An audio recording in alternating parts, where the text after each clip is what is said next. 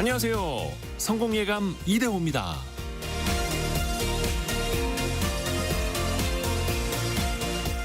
기계공학에서 버퍼는 충격을 흡수하는 장치입니다. 디지털 세계에서는 데이터를 잠시 저장해 속도 차이를 조정하죠.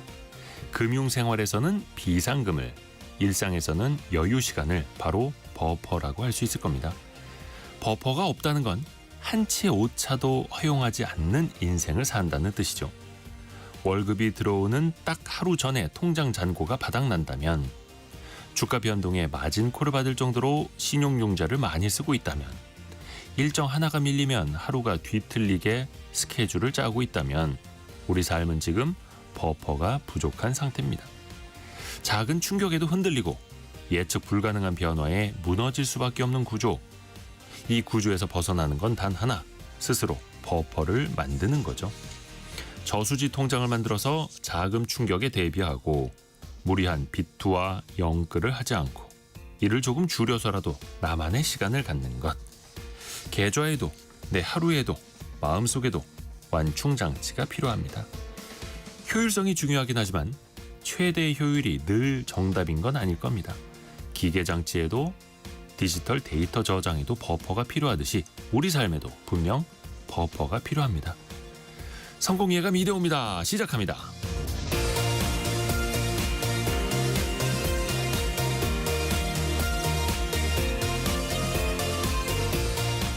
안녕하세요. 이대호입니다. 오늘도 KBS 콩을 통해서 이정옥님, 김선우님, 이동희님, 또 1913님, 김영란님, 이정환님, 8461님 등등 출석 체크 벌써부터 해주셔서 감사합니다. 오늘은 화요일 원탁의 기자들 K 함께 하시는 날이죠. 최근에 서울 집값이 정말 심상치가 않습니다.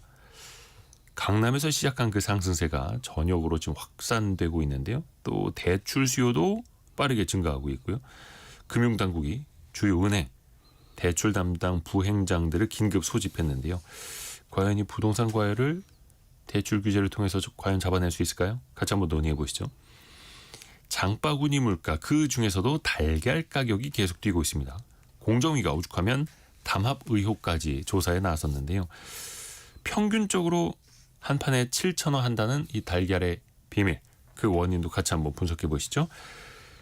오늘의 경제상식 퀴즈 나갑니다. 외래어고 세 글자입니다. 외래어고 세 글자입니다.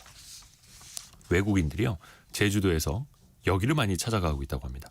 올해 1월부터 5월까지 누적 입장객 수가 약 31만 명, 지난해 같은 기간보다 25% 넘게 증가했다고 하는데요. 23년도랑 비교하면 2배 가까운 성장세라고 합니다. 주로 외국인 관광객이 즐기는 유흥시설인데요.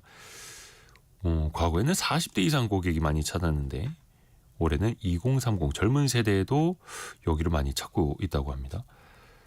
이탈리아어로 작은 집이라는 뜻에서 유래됐다고 하는데, 원래는 귀족들이 여가를 즐기던 별장이나 사교 장소를 뜻하는 공간이었는데, 이제는 카드, 주사위, 룰렛 등등 사행성 도박을 즐기는 공간이라는 이름, 대명사가 되어버렸죠. 외래어 세 글자 맞춰주시면 됩니다. 최민식 씨, 손석구 씨 나오는 그 드라마 제목이기도 했죠. 네. 짧은 문자 50원, 긴 문자 100원이 되는 샵 9736, 또 KBS 콩이 열려 있고요. 추첨을 통해서 다양한 선물 보내드리고 있습니다. KBS 콩 또 유튜브를 통해서도 언제든지 다시 듣고 다시 보실 수 있습니다. 성공예감 이대호입니다. 자주 검색하시면 성공이 가까워집니다.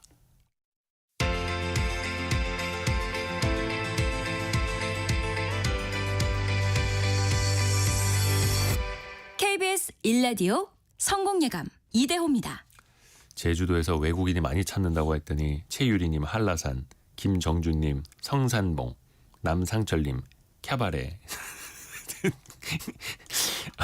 순간 저 살짝 보고 이거 정답인가 헷갈릴 뻔했습니다. 참 좋은 경제연구소 이인철 소장과 함께 오늘의 경제뉴스 같이 또 들어보시죠. 안녕하세요. 네, 안녕하세요. 이스라엘이 이란 공격한 것 때문에 미국장도 좀 많이 빠지지 않을까 걱정했는데 되레 많이 올랐어요. 맞습니다. 뉴욕 증시 3대 지수가 일제히 동반 상승했습니다. 기술주 중심의 나스닥 지수는 1.5% 넘게 뛰었고요. 다우지수가 0.75%, 대형주주 S&P 500 지수도 0.94% 각각 올랐습니다. 일단 중동 지역의 교전, 이스라엘과 이란은 나흘째 교전이 이어지고는 있습니다. 그런데 네. 이란이 트럼프 대통령에게 SOS, 휴전을 바란다라는 이제 신호를 보냈다라는 소식이 전해지니까 이게 갈등이 완화되는 이제 될 수 있는 조짐이 아니냐라는 기대감이 커졌습니다. 기술주들 시가총액 1조 달러 이상 거대 기술주들 모두 강세였고요. 특히 이제 특징주를 보면 이제 US 스틸, 미국의 일본 제출로 이제 인수가 확정이 됐죠. 5% 넘게 뛰었고요. 또 미국의 칩 제조업체 어드밴스 마이크로 디바이스는 투자 의견이 상향 조정되면서 8% 넘게 뛰었는데 필라델피아 반도체 업종 지수가 3% 넘게 구성 종목 30개 종목이 다 올랐습니다. 네. 반면에 이렇게 중동 지역 긴장 완화 기대감에 이제 사상 최고치에 근접했던 국제 금 가격이 떨어졌고요. 국제 유가도 하락 반전했습니다. 서부 텍사스산 중진유는 1.6% 빠졌습니다. 배럴당 71달러대, 북해산 브렌트유도 73달러대로 거래를 마쳤고요. 그리고 이제 조금 전 출발한 국내 증시는 좋아 보입니다. 코스피 상승폭을 확대하고 있습니다. 24포인트나 올라서 2,970선 넘어섰고 코스닥도 지금 보합원조세에서 강보합세로 지금 반전돼 있는데 네. 지금 개인들이 지금 장 시작 10분밖에 안 됐거든요. 네. 무려 4,500억 원 넘게 유가증권 시장에서 매수하고 있습니다. 이 얘기는 뭐냐면 지금 증시 이제 이 대기성 자금으로 불리우는 고객예탁금이 63조 원을 넘어섰어요. 네. 3년 만에 최대치고요. 연초보다 20% 넘게 증액됐다. 이 얘기는 뭐냐? 지금 미국 주식 팔고 야 국내 증시 좀 한 번만 조정받으면 이참에 좀 들어가 볼까라는 개인 자금이 지금 쌓이고 있다는 얘기이기 때문에 아마 타이밍의 문제일 뿐 이 3천선에 지금 한 30포인트 남겨져 있기 때문에 아마 이번 주 이르면 뭐 도달할 가능성도 좀 커 보입니다. 근데 사실 엄밀히 따지면 2,972나 3,000이나 큰 의미는 없거든요. 없어요. 그러니까 기업 이제 실적이 또 얼마나 느느냐, 맞습니다. 투자 수익 어떤 섹터에 어떻게 투자하느냐의 차이인데 괜히 또 이게 사람 마음이 당장 안 쫓아가면 큰일 날 것 같고. 이렇게 돼요. 왜냐하면 이제 우리가 이제 주가 저평가 상태를 나타내는 이제 PBR이 지금 우리나라 증시가 연초 대비 20%가 넘게 올랐음에도 불구하고 아직은 1배 수준을 밑돌고 있거든요. 코스피 기준 네. 0.96배 정도 수준이기 때문에 아마 이제 이런 이제 이 자산 가치의 불평등만 해소된다 하더라도 3,000선, 3,100선은 간다. 근데 이제 그동안 지수 상승을 이제 주도해왔던 조방원, 조선, 방산, 원전이 갈 거냐? 네. 아니다. 이제 뒤에서 밀어주는 자동차, 반도체가 가야 한다. 뭐 갑론을박이 좀 있는 것 같습니다. 그리고 저희가 경제상식 퀴즈 관련해서 한 가지 말씀드릴 게 있는 게 저희 경제상식 퀴즈가 외래어고 제주도에서 이제 외국인이 많이 찾는 유흥시설 어떻게 보면 이제 우리의 수출 산업이기도 한데 이게 KBS 콩에서 금지어로 설정됐나 봐요. 그래서 지금 많은 분들이 정답 보내주고 계신데 다 별표로만 나오는 거예요. 그래서 이지연님이 덕분에 지금 KBS 콩이 별천지가 됐다고. 저희가 센스 있게 알아서 이렇게 별로 나오는 거는 이 정답을 보내주신 거구나 하고 저희가 인지하고 있겠습니다. 저희가 보고 또 추첨을 통해서 선물 보내드리는 데는 문제 없으니까요. 이게 세뱃제입니다. 도박장과 관련된 그 용어다 보니까 맞아요. 이런 또 필터링 기능이 있네요. 최첨단입니다. KBS 콩. 아무튼 우리나라의 수출 산업이기도 하다라는 거. 증시 얘기했는데 지금 이 그 시장 분위기를 전혀 못 즐기고 있는 주주분들이 또 계실 수 있을 것 같아요. 물론 삼성전자 오늘 2% 반등합니다만 여전히 58,000원대입니다. 하이닉스가 25만 원대거든요. 네. 근데 지금 뭐 삼성전자가 6만 전자 돌파가 점점 좀 힘겨워 보이는데요. 이러다 보니 삼성전자의 시가총액 비율이 크게 떨어져서 9년 만에 최저 수준입니다. 13일 기준 삼성전자의 시가총액이 345조 원. 코스피 시총의 14.57%를 차지하고 있는데 이게 2016년 이후 가장 낮습니다. 한때 삼성전자의 시총이 우리 전체 증시의 4분의 1, 네. 25%가 넘던 시기가 있었거든요. 그러다 보니 현재 시가총액 2위 SK하이닉스가 한 180조 원이니까 격차가 50% 이내로 더 좁혀지고 있습니다. 네. 뭐 아실 거예요. 인공지능 칩 실기한 거 HBM 이 고대역폭 메모리 경쟁에서 지금 삼성전자가 SK하이닉스뿐 아니라 마이크론에까지 좀 밀리고 있는 상황이거든요. 그렇죠. 지금 뭐 퀄테스트, 엔비디아 퀄테스트 통과할 것이다. 희망 고문만 있고 결과가 나타나지 않다 보니까 주가가 이제 박스권에 이제 머물고 있는 상황입니다. 그런데도 불구하고 이제 이 반도체 어떤 업황의 불확실성이 좀 해소가 되고 이런 이제 퀄테스트 통과 소식이 나온다면 그래도 주가라는 게 이제 실적을 선 반영하는 측면이 있기 때문에 조금 오르지 않겠느냐라는 예상도 있습니다. 그러니까 사실 코스피 3000 시대에 삼성전자만 소외된다는 이거 되게 보기 드문 현상인데요. 맞아요. 그리고 만약에 코스피가 진짜 뭐 대통령의 공약처럼 5000 시대를 간다면 삼성전자 빼고는 갈 수가 없는 없습니다. 반도체 섹터 없이는 갈 수가 없는 그런 현실이기도 하죠. 또 정부의 2차 추경안 추가 편성 속도를 내고 있네요. 맞습니다. 정부가 2차 추가 경정 예산안을 오는 19일입니다. 국무회의에 상정할 예정인데요. 이번 추경안이 약 20조 원 상당 그리고 이제 민생 회복을 포함한 이제 정책들이 포함될 것으로 보이는데 관건은 그거였거든요.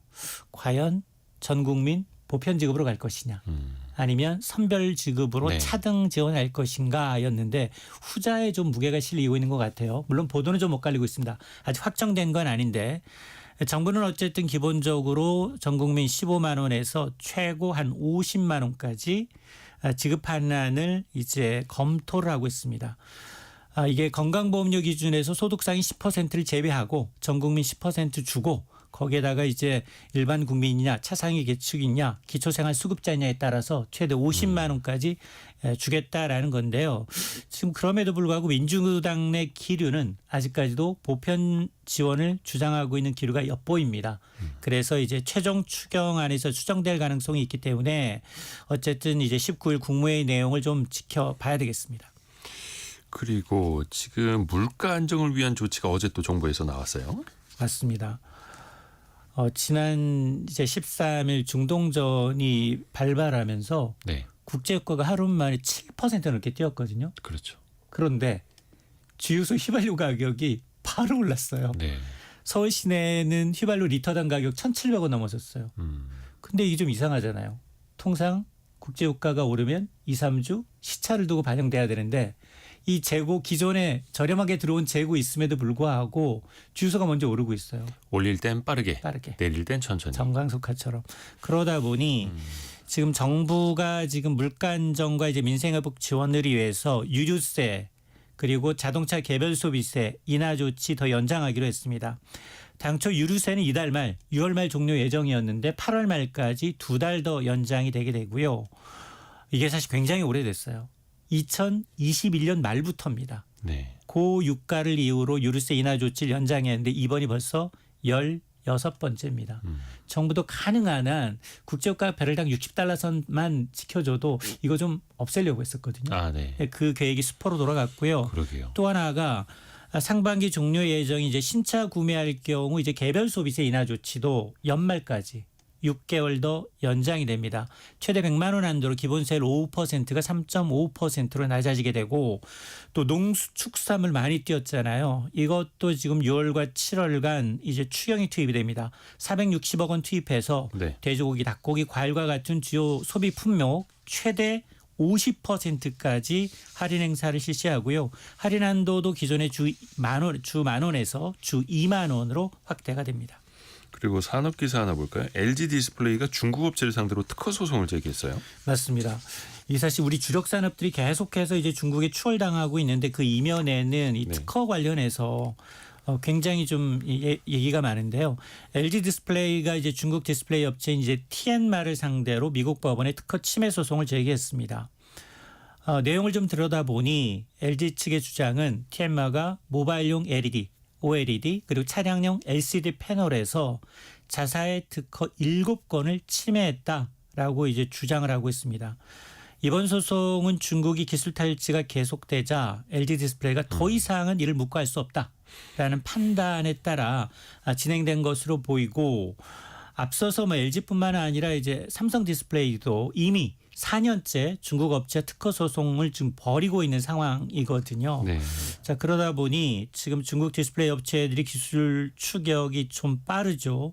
한국 기업들은 이제 기술력 우위를 좀 유지하기 위해서 이렇게 법적 대응을 좀 강화하고 있는 게 아니냐라는 분석이 나오고 있습니다. 그리고 우리 원화 가치가 중국 위안화에 영향을 받을 거란 분석. 지금까지도 좀 비슷한 동조가 있었습니다만 맞습니다. 앞으로도 그럴 거라는 분석이네요. 맞습니다. 이제 한국은행이 지금 원화 가치가 중국 위안화와 이제 동조화 현상이 좀 커질 수 있다, 지속될 수 있다라는 분석 보고서거든요. 특히나 이제 위안화 가치가 하락 국면에서 더 도드라진다라는 얘기인데요. 2023년 말부터 원화 위안화는 이제 동조화 국면을 지속할 것으로 보이고 이 두 통화가 이제 같은 방향으로 좀 움직이고 있는데 특히 동조화 국면은 9개월 정도 지속이 되고 탈동조화 서로 이제 다른 방향으로 가는 건 약 1.5개월이니까 네. 아마 더 길게 나타나고 있는데 다만 그러면 위안화가 어떻게 앞으로 전망되는지 위안화 향방에 대한 전망은 보고서에선 언급하지 않고 있습니다. 이번 또 이제 미중 간의 관세 협상 이후에 환율 관련해서 또 어떤 논의를 하는지 이걸 또 지켜볼 필요 있어 보이고요. 참 좋은 경제연구소 이인철 소장이었습니다. 고맙습니다. 네, 고맙습니다.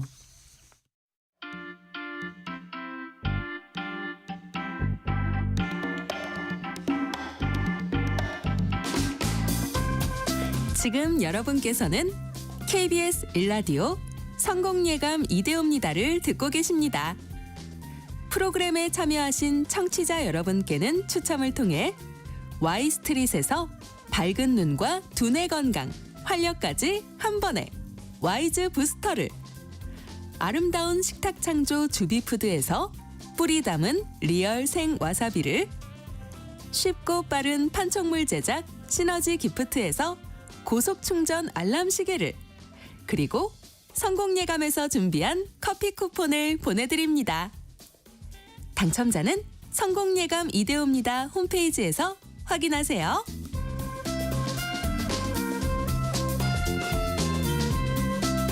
성공예감 이대호입니다. 9시 22분 함께하고 계시고요. 원탁의 기자들 K 만나보시죠. KBS 김준범, 서영민, 석민수 기자 함께합니다. 안녕하세요. 안녕하세요. 안녕하세요. 부동산 이야기부터 해볼 건데 서울 집값 이게 꿈틀댄다라는 표현도 이미 한참 지난 것 같아요. 거의 뭐 신고가 행진하는 곳들이 많고.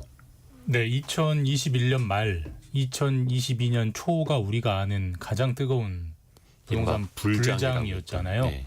그때 꼭지점을 전고점이라고 보면은 예. 서울 강남 3구는 약간 전고점을 넘었고요. 뭐 성동, 마포 같은 곳은 그때가 100이라면 지금 거의 99, 98까지 왔고요. 노도강이라고 부르는 서울 강북 쪽은 한 85, 90까지 와서 어쨌든 거의 전고점을 회복했거나 거의 회복해 가고 있는 단계. 그러니까 뭐 주식으로 보면은 모멘텀이 완전히 받았죠. 지금 완전히 탄력받고 가고 있는 그런 상태고, 왜 지금 탄력이 붙은 거냐에 대한 이유는 분석은 다양하겠지만 어쨌든 붙어 있는 상태고, 그렇기 때문에 정부가 지금 뭐 부랴부랴 뭐 이것저것 해보려고 하고 있는 상태죠. 네, 지금 강남 3구 용산은 네. 지금 논외로 두는데도 그런 거잖아요. 토지거래 허가고요. 네. 이달 둘째 주 기준 전고점 이런 얘기가 나옵니다. 근데 사실 이 전고점 얘기가 나온다는 건 정말 집값이 모두가 체감할 정도로 오르고 있다는 얘기입니다. 사실은 가장 높던 시점을 보고 저 시점이 얼마 안 남았어라고 생각하는 자체가 그렇다는 의미인데, 광진구도 뭐 99, 뭐 강동 99, 영등포 98, 동작 98, 종로도 94, 동대문도 92 이러면 전고점 대비 퍼센트거든요. 이게 네네네. 뭐 지금 집값이 뭐 어느 정도다 굳이 말하지 않아도 체감되는 겁니다. 근데 2020년, 21년은 그야말로 저금리 시절이었으니까 돈 엄청 풀어댔던 시절이니까 그렇긴 한데 2025년 현재 또 이렇게 불타오르는 원인은 어떻게 봐야 될까요? 이게 지금 서울만 거의 그런 거잖아요. 경기도만 되더라도 체감이 거의 안 되실 맞습니다. 거고. 서울과 그 외로 나뉘고 있는 상태고, 왜 그러느냐는 사실 뭐 딱 하나로 찝기는 어렵겠지만 일단은 금리가 내려가고 있고요.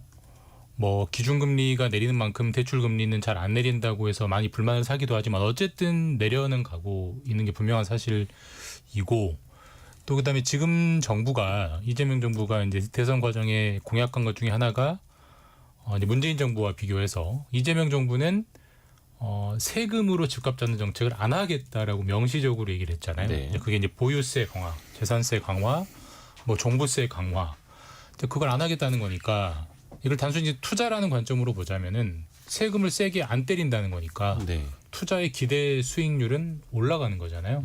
자, 금리는 내려가고, 그러니까 돈을 빌리기는 쉬워지고 기대할 수 있는 수익률은 어쨌든 세금을 세게 안 때린다고 하니 조금 기대해 볼 만하고 이 두 가지가 겹치니까 기본적으로는 올라가는 것 같은데 이제 물론 다 사후적인 분석입니다. 제가 이걸 미리 알았으면 저도 샀겠죠. 근데 이렇게 해도 서울 집값은 못 잡고 저렇게 해도 못 잡고 그러는 가운데 가계대출 특히 주택담보대출 또 계속해서 빠르게 늘고 있죠. 5개 은행, 5대 은행의 가계대출이 750조 원 넘어섰고 6월에만 2조 원 늘었고 이것도 집값하고 연관이 있다라고 볼 수밖에 없을까요? 그러니까 일단 지금 그 막차를 타야 한다. 어떻게든 지금 연끌을 해서 7월 전에 DSR3가 시작되기 전에 막 3단계가 시작되기 전에 막차를 타야 된다는 의식이 좀 사람들 사이에서 깔린 것 같아요. 제 주위에도 보면 지금 집을 빨리 사야 한다고 이렇게 핏대를 높이면서 주말마다 그 임장을 다니는 사람들이 많거든요. 그다음에 지금의 이 주택 가격 대세 상승이 이제 언제 시작됐느냐? 그 2016년에 그 당시 최경환 경제부총리가 파리 대책 발표하고 나서 그 모든 규제를 풀기 시작했고 그다음에 이제 문재인 정부가 들어서면서 집값을 어떻게든 잡겠다고 했는데 못 잡았잖아요. 그런 그 대세 상승기를 경험하고 난 다음에 사람들이 또 그 뭐 이재명 정부가 어떤 정책을 하느냐 거기에 대한 그 분석을 해석을 할 수도 있는데 분석하지 않고 이제 이런 그 민주당 계열 정권이 잡았을 때는 항상 집값이 오르더라. 그런 일종의 단순한 그렇죠. 공포가 또 깔려 있는 정말 것 같아요. 단순한 학습 효과인 거죠. 1차원적인. 네. 그게 또 이번에도 이어질 것이라는 거는 알 수는 없습니다만 근데 아까 이야기한 것처럼 DSR 3단계 7월부터 시행되기 전에 막차 타기라면 그러면 7월부터는 좀 대출 증가세가 꺾일 것인가 아니면 앞으로도 이게 지속될 것인가 물론 이제 예측하기는 어렵겠습니다. 저는 그게 관전 포인트 같습니다. 네. 그 지금의 상승이 정말 센 상승이라면은 7월 3단계 DSR 때는 일단은 주택담보대출의 한도가 다 줄거든요. 어쨌든 대출 증가세는 꺾일 텐데 이 제도를 바꾸지 않는 이상, 그러니까 정말 센 상승세라면은 대출이 꺾여도 치고 올라갈 겁니다. 근데 그게 아니라면 만약에 7월 대출 증가세가 꺾이면서 상승세도 꺾인다면은 지금의 주택담보대출이 막 늘어나고 그래서 주택 가격이 오르는 것은 약간의 막차 효과인 거죠. 그러니까 7월 1일부터는 한도가 줄어드니까 6월 30일까지 미리 뚫어놓는 겁니다. 그래야 네. 한도를 적어도 1년 몇 년 동안 받는 거니까 그 효과 때문에 좀 과열된 측면이 있는 거고. 그러니까 그건 저도 잘 모르겠습니다. 근데 어쨌든 그걸로 하나의 지표 삼아서 그게 리트머스 시험지가 돼서 7월부터 꺾이면은 이게 그렇게까지 센 상승세는 아니었구나를 알 수 있는 거고요. 그걸 뚫고 올라가면 진짜 센 거죠. 그러면 정부도 7월부터. 추가 대책을 내놓을 거고 아마. 근데 이게 저희가 서영민 기자. 너무너무 기시감이 있죠. 집값이 오를 때마다 기자들이 라디오에 나와서 이런 얘기합니다. 자, 이번에 이런 대책이 나올 거예요. 다음 달에는 DSR이 이제 3단계로 가요. 그러면 이제 스트레스 금리가 지금까지 50% 적용하던 거 100% 되고 전 금융권으로 확대돼요. 그러면은 어느 정도 잡히겠죠. 근데 그 다음에 또 잡히는지 안 잡히는지 봐야 돼요. 정부가 좀 더 대책을 내놔야 돼요. 집값 상승기에는 이런 얘기가 꾸준히 있는데 근데 사실은 이 상승기를 규제로 꺾을 수 없다는 거는 우리는 이미 학습을 한 것 같습니다. 그리고 이 어떤 조건이 갖춰지면 막기 어렵다는 것도 학습한 것 같고 특히 민주당 정부에서 이걸 꺾으려고 노력하면 노력할 때마다 비웃듯이 올라가더라라는 종류의 학습 효과도 있는 것 같습니다. 그래서 지금 저희가 뭐 다음 달에 DSR 3단계가 되면 뭐 대출 조이니까 특히 금리 수준은 사실은 정책 당국의 의지에 따라서 조정할 수 있는 거거든요. 스트레스 금리를 어느 정도로 할 것이냐. 그래서 거기에 따라서 줄일 수 있을 거예요. 그렇게 되면 당장 그때는 줄어들긴 줄어들 겁니다. 근데 지금 이미 저금리 국면으로 갈 수밖에 없다는 그 사실 하나 그리고 지금 금리는 더 내려갈 수밖에 없을 거라는 거 그리고 이런 상황에서 우리 경제가 안 좋기 때문에 돈을 안 풀 수도 없다는 사실.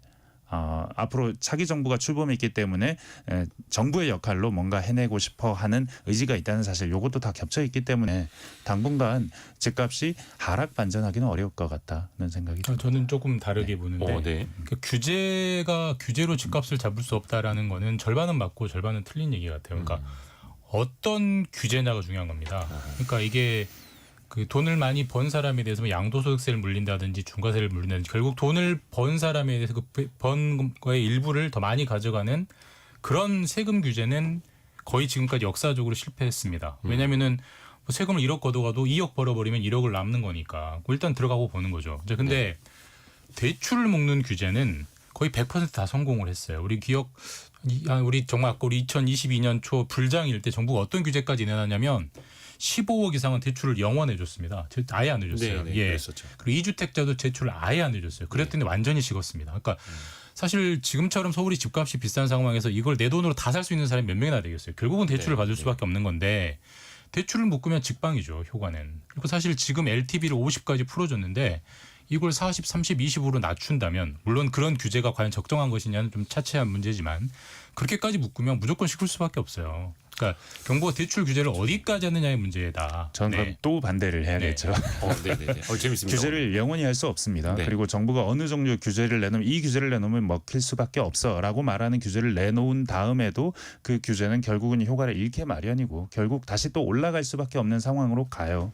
그리고 저는 이 상황이 무슨 정부의 규제와 부동산 시장의 반응 이 함수라고 보기보다는 사실은 지금도 유튜브 틀어보세요. 재테크 하시는 분들이 무슨 생각하시는지 내 돈이 알아서 이자가 불러서 복리가 되어서 굴러가기를 바라고 있어요. 이건 우리나라의 모든 사람이 바라고 있어요. 그런데 이렇게 이 모든 사람들이 자신의 돈이 알아서 일을 해주기를 바라는 이 상황이 사실은 우리가 살아가는 이 자본주의 세상 2025년의 모습이거든요. 이런 의지와 의지들이 모여 있는데 이게 부동산 시장에서 계속 발현되고 있고 사실 부동산이 우리나라만 오른 것 같지만 전 세계적으로도 한 80년대, 90년대 이후로 이 경제 금융화가 진행된 이후로는 부동산 시장이 안 오른 선진국이 없습니다. 인구가 줄든 어떻든 부동산 시장은 계속해서 올라가요. 이건 어떤 모순 같은 것들이 이 부동산 시장에 응축되어 있기 때문에 계속해서 나타나는 현상. 특히 이제 우리나라는 아파트라는 게 굉장히 규격화되어 있고 투자 상품화되어 있다 보니까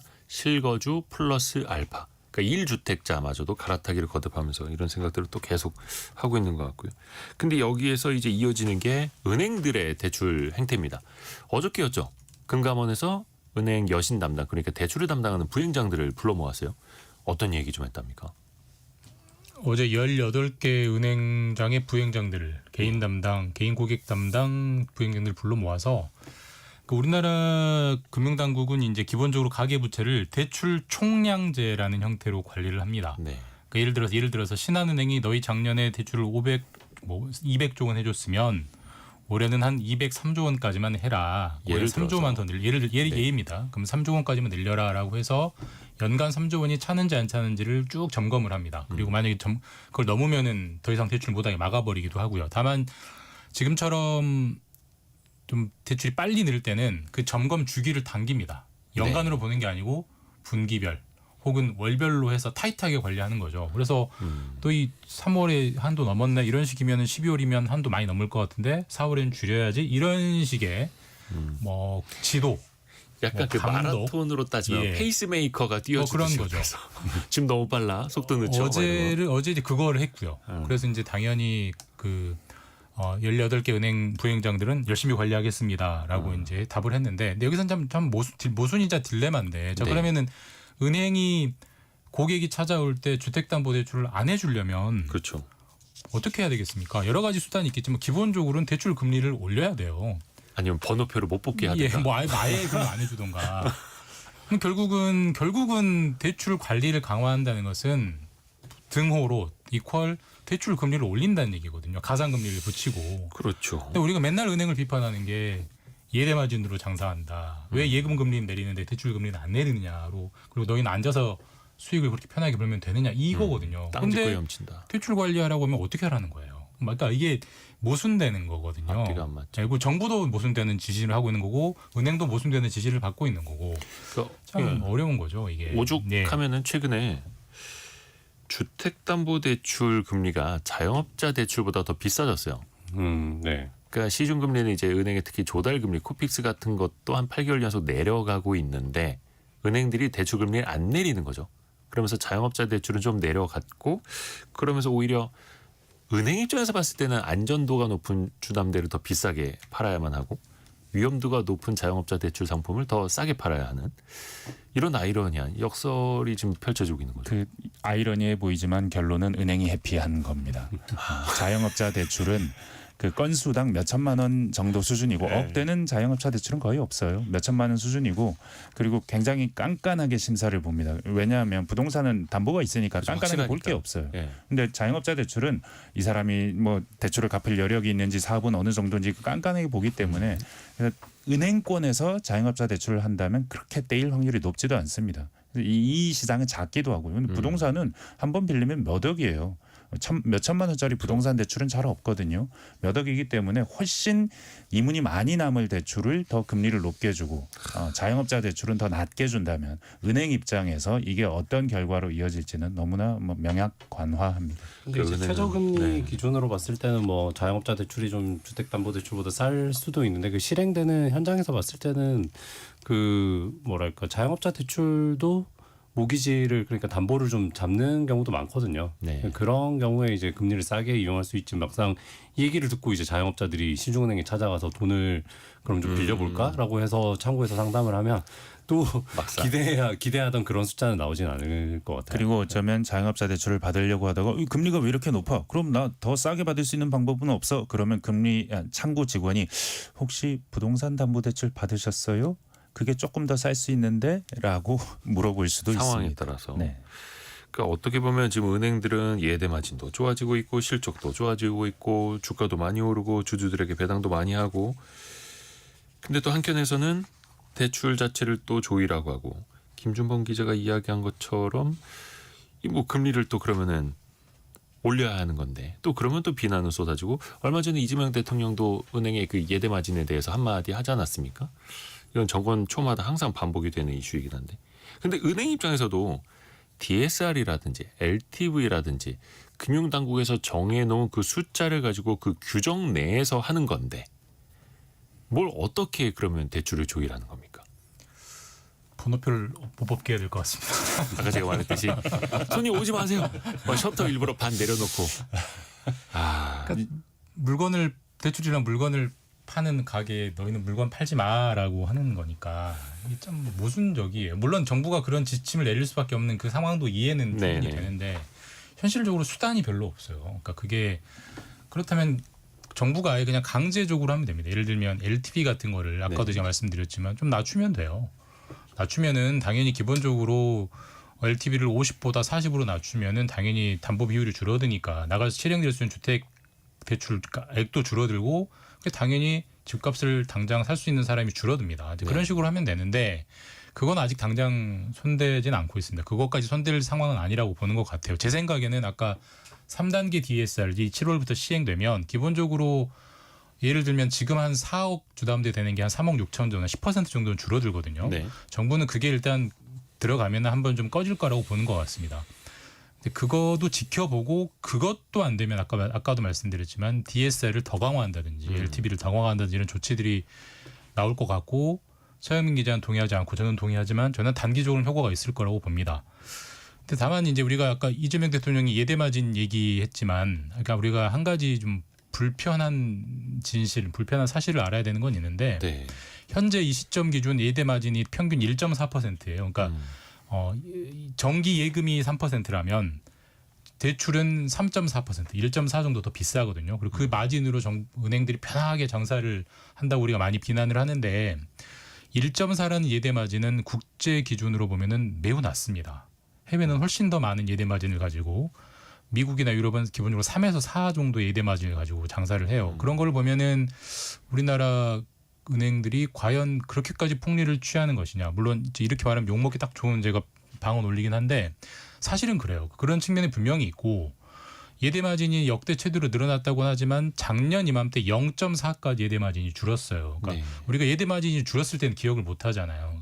늘었을 때만 기억하는 게 있고 그때 0.4까지 줄었다는 것은 많은 사람들이 대출을 싸게 받았다는 얘기입니다. 그러니까 그런 것도 함께 좀 봐야 이게 균형감 있게 현실을 판단할 수 있다. 네. 5932님이 진행자가 참 은행 친화적이네요. 서민 입장에서는 한 번도 생각 안 해본 것 같아요라고 항의를 보내주셨는데 저도 은행에 대출 꼬박꼬박 갚고 있는 서민입니다. 힘듭니다. 그래서 근데 이게 수요자 입장에서 보면은 아니 지금 시중금리가 내려가는데 왜 나한테는 이렇게 많은 금리를 받아가고 있어? 라고 또 항변하실 수도 있는 거고 또 위재성님 같은 경우에는 부동산 규제는 돈 없는 사람에게 유리할 수가 없습니다. DSR이든 뭐든 무조건 돈 많은 사람에게 유리할 수밖에 없죠. 이렇게 보내주셨는데요. 그러니까 DSR, 그러니까 고소득자들 같은 경우에는 그야말로 연끌하기에도 더 유리한 구조. 이게 같은 규제지만 정말로 진짜 집이 필요해서 지역에 좀 내 집 하나 마련하려고 해도 소득 자체가 낮으면 또 그조차도 어려워지는. 그러니까 똑같은 높이의 담장 하나를 치더라도 누군가에게 그 느껴지는 게 다를 수밖에 없겠지 않습니까?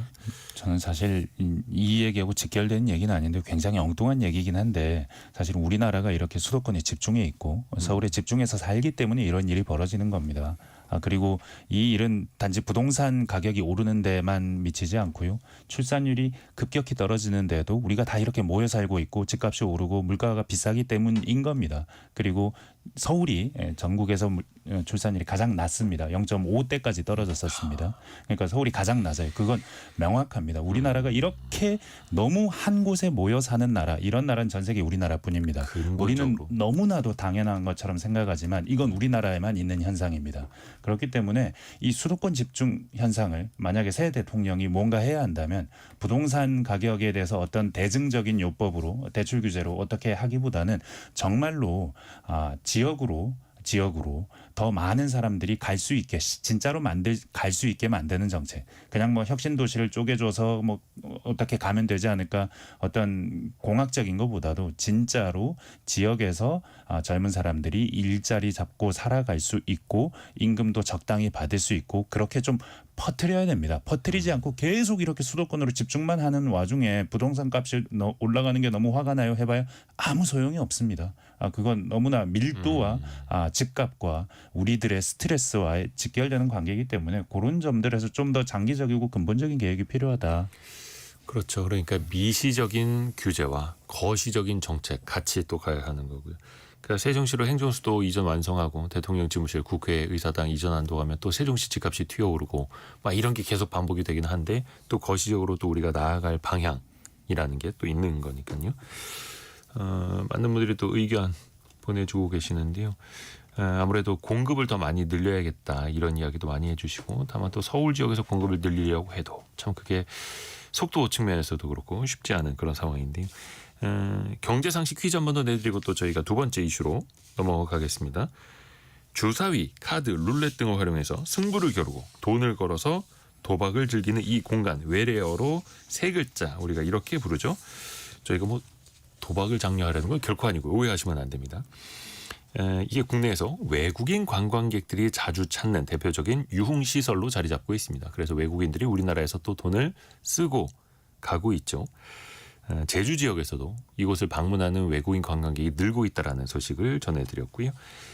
이탈리아어로 원래 작은 집을 뜻하는 단어에서 유래됐다고 합니다. 라스베이거스, 마카오가 이걸로 유명한 도시이기도 하죠. 8836님 파친코라고 하셨네요. 요거는 이제 오답이고 조금 더 이제 큰 틀에서 맞춰주시면 되겠습니다. 그리고 고정희님 제주도 거주하는데도 몰랐던 소식이네요라고 하면서 이 정답 맞춰주셨고요. 아마 외국인 관광객들 얼마나 많이 오는지 또 체감을 아마 하실 수도 있을 것 같습니다. 김미영님 홍콩 여행 갔다가 마카오 넘어가면서 호텔 지나갈 때 진짜 눈으로 한번 쓱 구경만 했는데 담배 연기도 엄청 심하고 저는 별로였어요. 아직도 그 안에서 담배 피게 하는 그런 나라도 있나 보네요. 7977님이 이거 관련된 문자 좀 그만 왔으면 좋겠습니다. 너무 많은 문자가 와요. 차단해도 다른 번호로 또 옵니다. 이거 아마 불법 도박 사이트. 불법 도박 사이트 문자 메시지 이거 정말 많이 오거든요. 아예 발조차 드릴 생각 안 하시는 게 가장 건강한 걸 겁니다. 자, 짧은 문자 50원, 긴 문자 100원이 드는 샵 9730이나 KBS 콩이 열려 있습니다.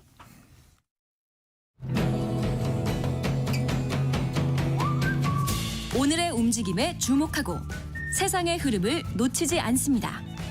여러분의 내일을 응원하며 성공의 열쇠를 함께 찾아갑니다. 성공예감 이대호입니다.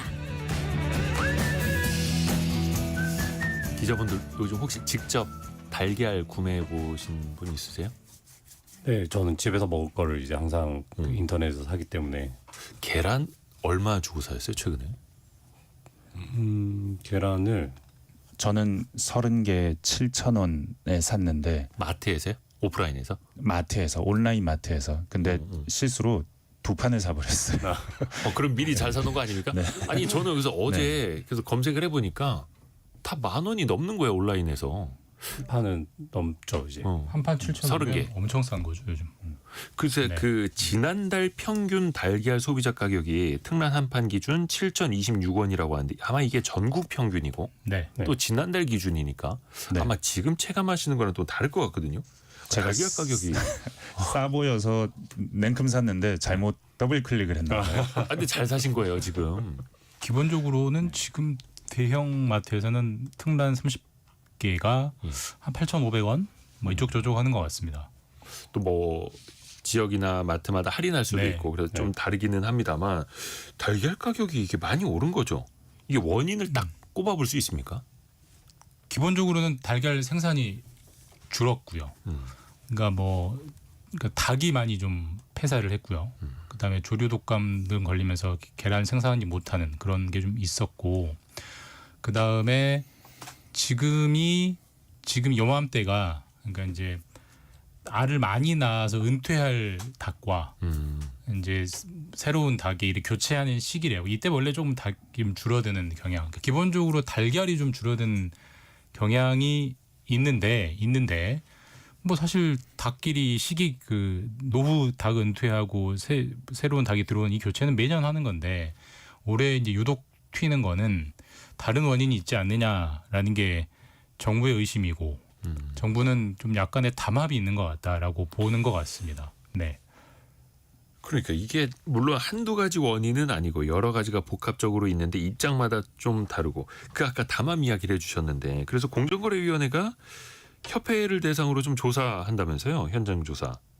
네, 어제 이제 갑자기 조사를 나가서 그 산란협회 본부랑 그 지방에 있는 지회들을 이제 조사를 했는데 공정위에서 이제 뭐 직접적으로 밝히진 않았지만 우리가 생각했을 때 이게 뭐가 문제가 되느냐, 그러니까 산란계협회라는 그 사업자 단체라고 하거든요. 공정거래법상으로는 이제 사업자들이 모인 단체인데 여기에서 그 산지 가격을 고시를 하고 있어요.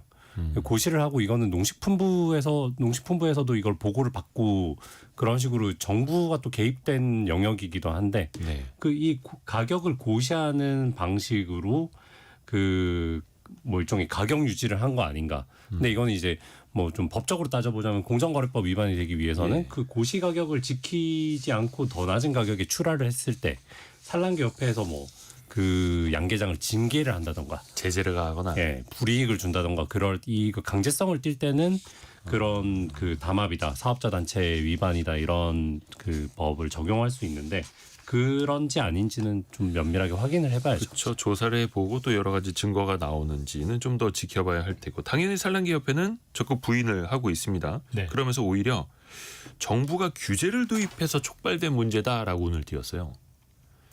그 산란기협회는 기본적으로 지금 달걀 값이 이렇게 많이 오른 이유는 생산 농가, 양계 농가나 도매상들이 폭리를 취한 게 아니고 도매 단계까지는 그렇게 비싸지 않은데 판매점, 유통 단계에서 마진을 많이 붙였기 때문에 오른 거다. 이거는 사실 우리 특정 농산물이 오를 때마다 수없이 나온 논쟁거리입니다. 그렇죠. 유통 마진. 생산 출하 가격이 오른 거냐, 유통 단계에서 폭리를 누군가 취하는 거냐. 배추도 그렇고 무도 그렇고 농산물이 나올 때마다 그런 거고 그 논쟁이 그대로 반복되고 있고요. 다만 한 가지 특이할 점은 계란값이 이렇게 주목받은 적은 별로 없기 때문에 네. 정부가 계란값에 대해서 이렇게 정밀하게 들여다본 적도 역시 처음입니다. 그래서 무려 공정거래위원회식이나 산란협회를 조사하고 있기 때문에 사실 뭐 이건 말씀하신 대로 한두 달 있으면 누가 정말 거짓말하고 있는 건지는 드러날 것 같은데 기본적으로는 농산물 가격이라는 게 뭐 모든 농산물이 계란뿐만 아니라 소비자들은 마트에서 사니까 이걸 마치 상품처럼 인식을 하고 사고 팔지만 실질적인 가격은 시장 논리로 작동되질 않아요. 우리가 맨날 사는 쌀도 시장 논리로는 가격이 책정이 안 되잖아요. 정부가 일정 가격 이상으로 끌어올려 주잖아요. 그런 식이기 때문에 계란에도 그런 문제가 잠재해 있었는데 이번에 유독 계란값이 튀면서 이제 좀 그런 뭐라 해야 될까요? 그러니까 좀 시대를 따라오지 못한 가격 결정 체계를 좀 뜯어고칠 필요가 있게 된 거죠. 근데 이거 우리나라만의 이야기가 아니라 얼마 전에 미국도 달걀 가격 치솟았잖아요. 트럼프 대통령도 그 유통 구조 문제 있는 거 아니냐 뭐 이런 이야기도 했었고 우리나 미국이나 마찬가지인 것 같고.